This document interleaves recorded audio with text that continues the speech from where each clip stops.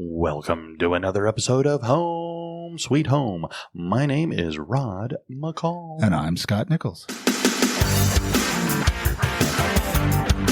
I just love summer. You do? I do. I love summer. Summer's great.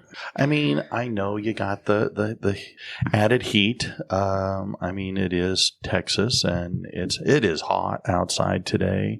Always in Texas. Well, yes. But I love the heat. I hate the cold. I love the heat. So that's why I moved from the north. Me too. I do not. I can take the heat. I can cool down. I can drink more liquids. Makes me go to the bathroom more, but I definitely can drink more water and tea. So I'm good with that. But the sunlight I think is what I like the most. So here's what I want to ask. Okay, right? Because you have left the teaching field and entered into this crazy idea of working all year long. Which is something that in previous times that we've talked about, maybe doing year-long school, I told you if we do that, I'm out, right? Like part of the reason that I teach, I love teaching, I love the kids, I love all that, but part of that reason is that I get to recharge over summer. Yeah. And yeah, it may seem too long for some people. But I don't think so. I like to do a lot of things. Of course, I have been in previous lives where I worked year round. Mm-hmm. And I still found time to recharge. And so whether you're a teacher or not doesn't really make a difference. Sure. So when my curious question here is what do you do to recharge? And especially now that you're working over the summer, what are you doing to recharge yourself? I think one of the biggest things that I've been focusing on, and I noticed this when we went to Hawaii last year. It was probably the biggest surprise for me because last year we went to Hawaii at the tail end of school year. In fact, I missed the last week of school and graduation to go to Hawaii. And I remember that. Yeah. And it was, I love being in Hawaii, but I was absolutely exhausted. I was physically beat up. I was emotionally beat up. I was mentally beat up. And so what I noticed is that even though we were in paradise, all I wanted to do was sleep. I was fine going to the beach and doing absolutely nothing.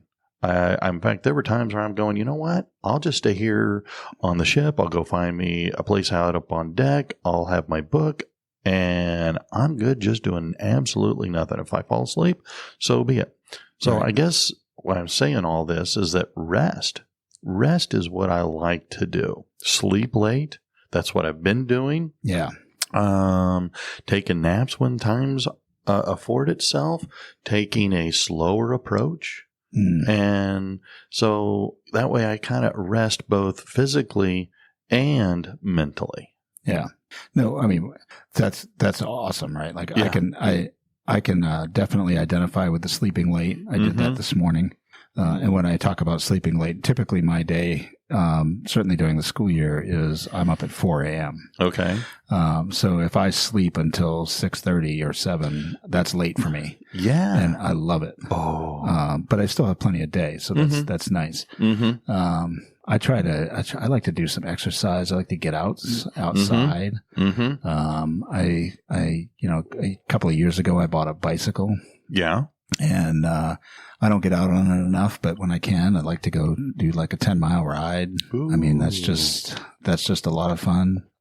Here in Texas, there's a lot of trails. There are. And I'm sure there are many places. When I lived in Florida, there was lots of trails as well. There was just a lot more critters on them that people get nervous about, large and small. Yes. But I like to get out. And the town that I live in has McKinney, Texas has the motto of unique by nature.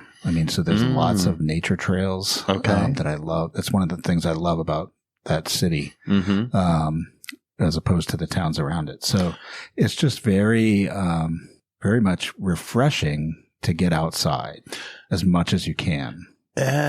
Yes. And I will say that, for years ago, I bought it. In fact, I got it right at the start of COVID. I got me a Peloton and I liked it. It was fun, but I found that I do better when I'm outside. Yeah. And so I enjoy doing that. I've restarted. I've been doing it for a couple of months now. Again, going out early in the mornings. I got to go early now because, well, by 8 o'clock it's 85 degrees. But I like going out in the mornings and walking the neighborhood. See, and that's my own personal experience with indoor exercise equipment. Yeah. In your own personal home, whether it's a treadmill or a bike or a Bowflex, is that they become the most expensive clothes racks that I've ever seen in my life. So yeah, I used to have treadmill and do all that, but there's just nothing like getting outside. My wife likes to run. Really? And she hates running on the treadmill. She wants to get outside and move distance, not just run in place. And there's a big difference between the two. And so getting outside is like my key thing. And it can include going to the beach. Yes. Which we don't really have much of here in North Texas. No. So that's a drive or a flight, which you're doing. This summer. Yes. So, and I've already done. Yes. But we've got, you could be hiking a mountain, which we also don't have very much of here in North Texas. But I've done this in Colorado, New Hampshire, Virginia. When I lived in Pennsylvania. Great places to hike. So even if it's a drive for a weekend, do a little vacation for a weekend and get out and do something outside. I mean, for me, that's also part of that goes back into that rest thing because I do. There's something about nature. There is. There's a quote here that I found from Lao Tzu, a Chinese thinker, Eastern philosopher, and he says, "Nature does not hurry." No, and it's kind of like I like it. My mom and dad have a place out in the middle of nowhere, Arkansas. And it's kind of nice to go there because it's way off the beaten path and it's quiet. Yeah. And there's something to be said when you live in a big metropolitan center like we do. There's so much noise. There is. And so being able to get away where there's less noise with sunshine, as I think we've talked many times before about the value that sunshine has in shaping our mindset. Sure. Of course, there's the vitamin D itself. But there is a thing called seasonal depression. Yes. And I would say that I had that when I lived in New Hampshire. And when I moved to Florida, that kind of went away because guess what? It's the sunshine state, right? It was sunny all the time. And we get that in Texas too, actually, believe it or not. Dallas, Texas, has one more day of sun a year than Orlando does. Really? It's just not as warm all year. Which is why Disney and Universal don't build here, although Universal has a small park they're building. Well, yeah, that's true. They are building. But, being outside, I think is huge. My wife likes, she talks about something called grounding. Okay. And it's this idea of connecting your physical body with nature directly, right? Okay. And so she does this when we go to the beach. When we went to California, she wanted to really relax, and to do that, she took her shoes off and her socks and walked in the shore on the sand of the Pacific Ocean. And it's just that there's a grounding effect that takes place with that calms everything in your body. And so, there's some real stuff there that connecting with nature is really important. When we go to Florida, we're going to be on both the Atlantic side and the Gulf side. I'll try that, and I'll have to share with you if check it out. I experience that. I think the Gulf side might be more grounding, might be better. Well, I love the Gulf. The sand was softer and it was whiter. It is. And the salinity is higher too there, so you get more salt. Well, it's easier to float in the Gulf than it is on the Atlantic side. Well, I was afraid that if I got too far out the last time I was there, that the waves would suck me out, and then I'd be saying, hello, Spain. On the Atlantic side, yes. Yes, it was pretty crazy. But, you'd probably never make it to Spain. Probably not, but So, well, what else is something we can do? I mean, spending time with family and friends is important. Oh, yeah. I like to do that. I know that, certainly when you were teaching at the end of the year, you were always saying, hey guys, can we get together for lunch a couple of times over the summer, right? Like that's important because, your colleagues are friends as well. So that gives you a little recharge. I know that for me, I'm taking a long trip to, New Hampshire. And along the way, going to be connecting with friends and family, at various parts of the country. Driving this time. So lots of long vacation. Not everybody can do that, but you can fly, you can have a family reunion, you can make those connections. And I know that some people are like, family, like, I don't want to spend time with family. I get that. Right. I mean, everybody has family drama, but just for a few minutes, right, to connect, especially if you live far apart. And I yes, family does provide a connection. Yeah. And so therefore it is, I think it's important. I think it does us a lot of good to be able to have family connections. Okay. In regards to being able to connect with our past, to understand, where we come from. Yeah. And so I agree. I enjoy our family time. We went to Missouri back in the end of May over Memorial Day weekend, and it was fun. I got to spend some time with family. I got to spend some time with friends. And, one of the things that I find is that when we're spending that time together with people you like, or mostly like, I tend to laugh. We tell stories, which may have levels of degree of honesty and truthfulness, but I find that there's a lot of laughter. And I think laughter helps me relax. Absolutely, right? That's a release. That's an absolute release. I think that's why a lot of people like sarcasm. Yeah. Some people don't, right? It's not a great thing to use as a teacher because lots of students don't necessarily like it. But no. And some people are better at it than others. I have been told that my sarcasm is more mean than funny. But laughing is good. Yes. Also, along with that family and friends thing is, if you get a chance to get together, I mean, a little bit of forgiveness goes a long way to releasing stress. There's... You're looking them in the eye. You're talking. There is so much that can be misconstrued, even in just a phone call. But especially with text or emails, and there's just something about that one-on-one connection, that physical proximity when you're having a conversation, maybe being that, I forget what they call that, but when you're behind a screen and, you're a big tough warrior behind the screen and in front, you're a little pussycat. But like the Wizard of Oz? I guess so. But I think that you're right. When you're together with family, if there's some ill wills, you can work through those ill wills. Sure. Because ill wills, you're right, not only create stress, but it also creates an anchor to our happiness, to our sense of well-being. So, but I agree. Summertimes, I know so many folks that have family get-togethers. If not every summer, when they do get together, they are in the summertime. Yeah. And so I like that. And it's kind of neat to meet extended family. Second cousins, kids, or nieces and nephews, and then their kids. I know for me, I've got family all over the country. Yeah, I do too.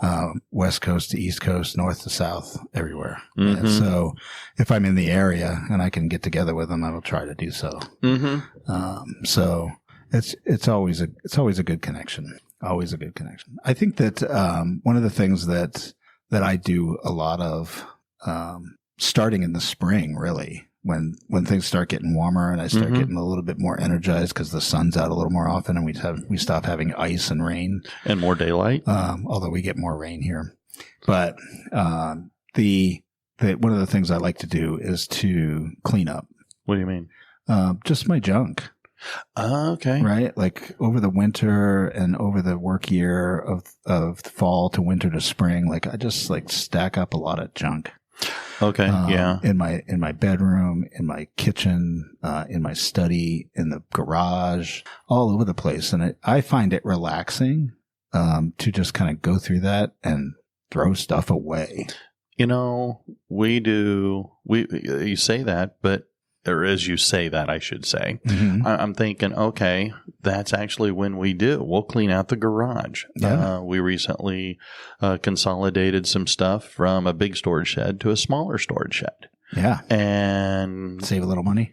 let's save some money, but you know, you go through and you go, man, do I really need this stuff? Do I really? So as somebody who's moved a lot, Yeah. I have a tendency to move, and then I have boxes. And then so a year after I've moved, there's still a box Mm-hmm. that I haven't opened. And I have to ask myself, whatever's in that box, do I really need it? Yes. Because I haven't looked at it in a year. So that's kind of where we're at. And that's where I was going, you know, because yes, when I went through the divorce, we had a ton of stuff. When we had I guess you can say our garage sale, Sure. we filled literally a school gymnasium with all the stuff, just Right. my stuff. And then as Sherry would move from place to place, and as I moved from place to place, and then as we joined together after we got married and moved place to place, we have indeed consolidated, and we have far less junk. Right. But I will say, since we've been stationary for the last 6 years, we have acquired a few things, and it's kind of like, yeah, maybe it is. So yes, our garage will be the next big hurdle to I've start. been in my current location for 4 years now, and I could say that my storage garage definitely has a lot of stuff in it that did not come with me to Texas. That said, over the summer for me, given that my wife is a teacher and my eldest daughter is a teacher, that they've had to vacate their classrooms because they're going to open new schools. That storage garage is now filled with They're teaching junk. all of their classroom stuff. And so I really can't do much with it until I can get rid of that in August. But Well, when I do, I will clean it out the rest of the way. but here's the thing I wonder. When we're doing that, it has maybe not just a physical benefit, but maybe a mental benefit. I think it does. I think there's an attachment we have to stuff. And if we clean it out a little bit, our life gets a little bit simpler. And I will tell you, the more simple my life is, the happier it is. Yeah. The more complex it is, frankly, the less happy it is. This is why when kids ask me how come I don't run for office, Oh yeah, I don't want my life to be complex. No, yes. and I can't think of a more complex life than that. So I'm thankful for those who do want to do that, but I just do not. Well, you know, something that I like to do is when the weather warms up. And living here in Texas, there's not a lot of opportunities to do it because it gets so hot. You got to have your AC in your car. Yeah. But I am a big music buff. And I love to drive with the windows down, with my arms sitting out, with that music on. Yeah. And I just love listening to music. Yeah. I mean, for that reason, like I told you, I'm going to go on a road trip for a couple of weeks. I mean, during that road trip, I will not listen to I'll listen to a few podcasts, but I won't listen to like audiobooks or any of that. I will listen to lots and lots of music. I mean, I have Sirius XM. Yeah. I have Apple Music with loads of lists on it. And we will cycle through those and maybe create some new ones along the way. But I like you, I love music. It helps me in town. Yeah. I know we've talked about this before, but one of the things that's kind of fun is that depending on the music, it can influence how you drive. Yes. So I tend to listen to very upbeat music. Oh, I do too. It actually complements my driving skills. Well, you and I have similar driving skills and tolerances. Similar, yes. Again, I But love music is a huge relaxer. I think. I think so. Music makes you think introspectively. Mhm. The lyrics are, depending on what music you're listening to. Mhm. But of course, I like all genres of music. So they're me depending too. on my mood. I mean, I can go from Five Finger Death Punch down to Simon and Garfunkel, Or Disney songs, Disney musicals. I mean, oh yeah, whatever, right? I mean, I listen to all of it, so it's interesting what music can do to your mood. So, well, I like to listen to music, especially when I read.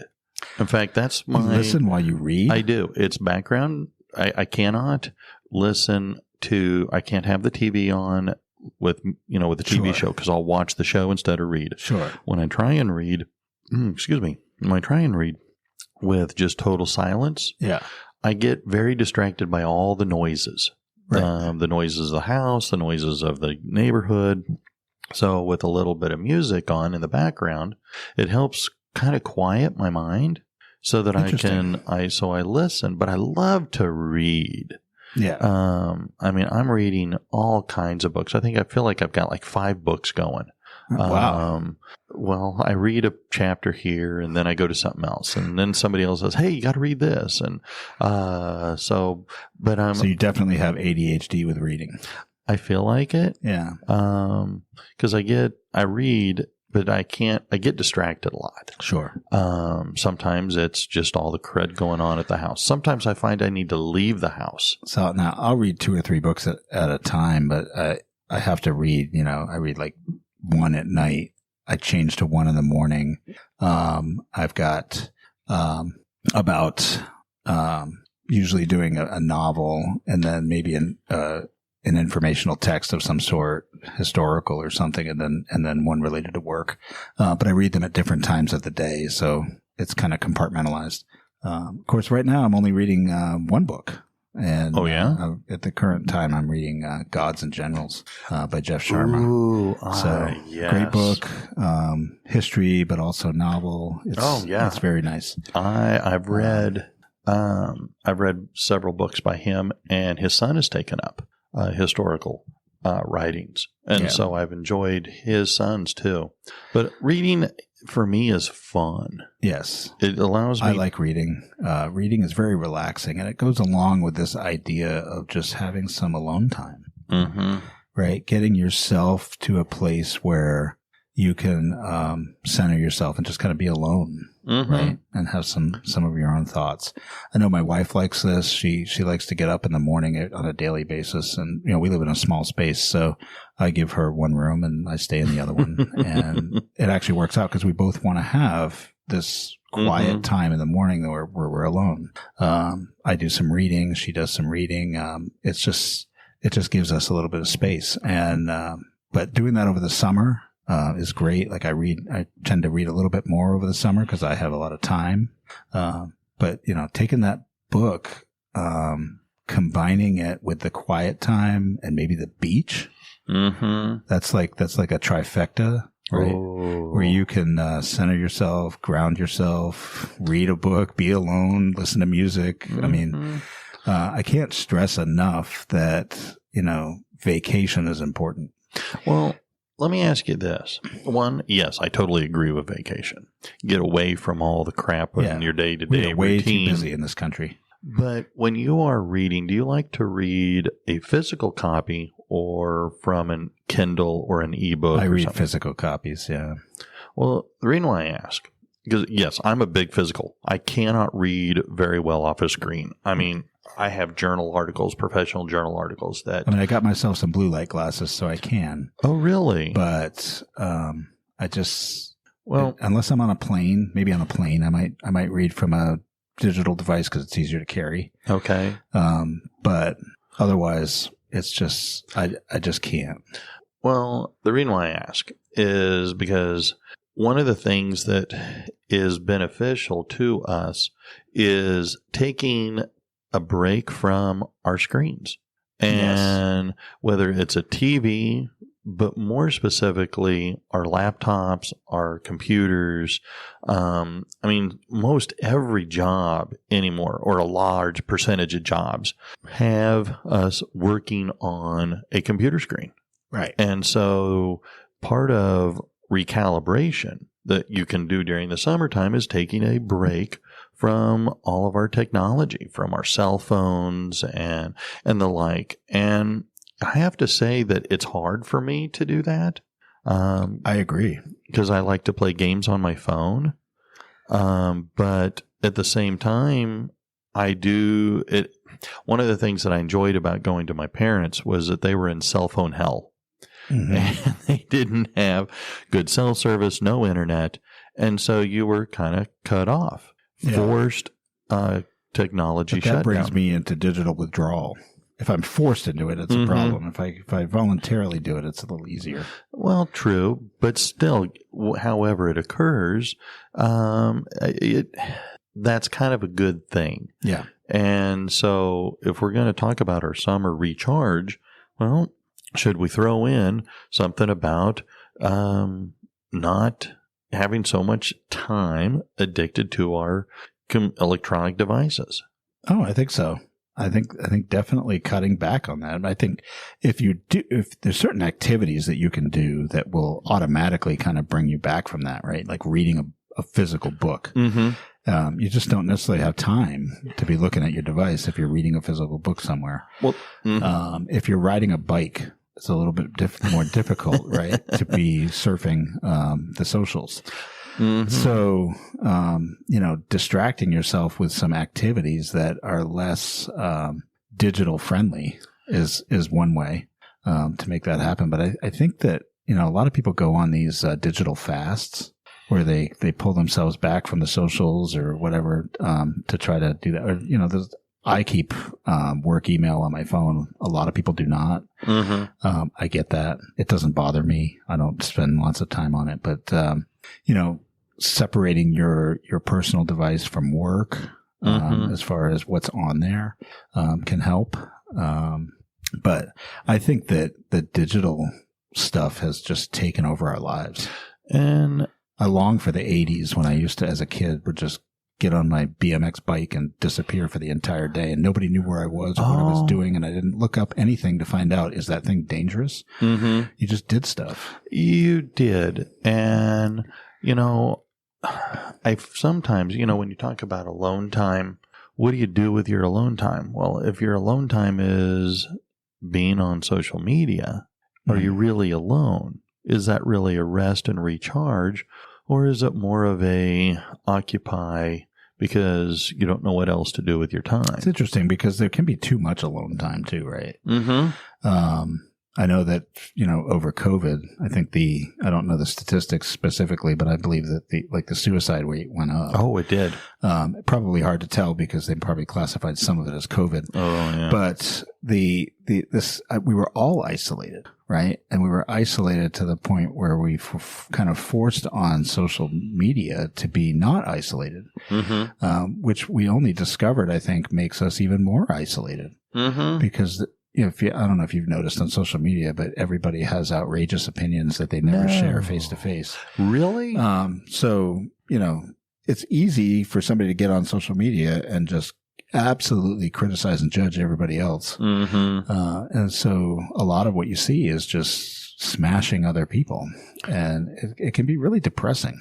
And so I definitely think getting away from that, certainly doing whatever you can to change the algorithm for yourself by looking at the right things, block those things that are depressive, but ultimately, like getting off of it for a time is definitely good. And I've talked about this many times. My youngest daughter dropped all of her social media for like a couple of years, and her mental health went way up. Right, got much, much better, and she was able to fix a lot of things in her life. So, I mean, from experience, right, it's not empirical, but definitely what we saw there was valid, and I've seen other people do that too. It has a negative effect on all of us. Now, what I don't think is bad is New York Times games like Wordle. But not trying to put a plug in for the New York Times, but I happen to do Wordle every day, and it's actually a social thing. I have a bunch of people that we share what our Wordles, and it takes 20 seconds, and it's just a nice little competition. But that's a quick thing. Well, I am everything in moderation. Yeah. And I don't know that I would say cut it out entirely, but I think if you want to help recharge and, recenter yourself, which I think summertime can be a great opportunity for, I think it's important to scale that back, to cut down the amount of time or amount of hours you have on all those various social media. I mean, there is plenty of empirical science evidence to show the negative implications. And all we have to do is just unplug. Right. Not entirely, but take a pause, take a break, and, enjoy some of the many things that life has to offer. So, yeah. So I think that, in summary, right, what we're talking about is rest. Yes. Get some rest, and whatever that may be for you. It might be biking, it might be hiking, it might be backing off from the social media. It could be flying to the beach. It might be going to Italy. I don't, whatever your means and your desires are to rest, do that, and take that time, both you and your family, right, to relax, laugh, enjoy. Life is short. Enjoy each other. And do it. Enjoy it. Yes. Take a step back from the rat race. That's all I was thinking about today. I just think that in the midst of summer here, it's good to hear that we need to rest. We need to take a break. Well, I guess then that's how we'll end today, by saying goodbye, so we can we can go take a break too. So will do. All right. Well, until next time, I'm Rod. I'm Scott. See ya. Bye-bye.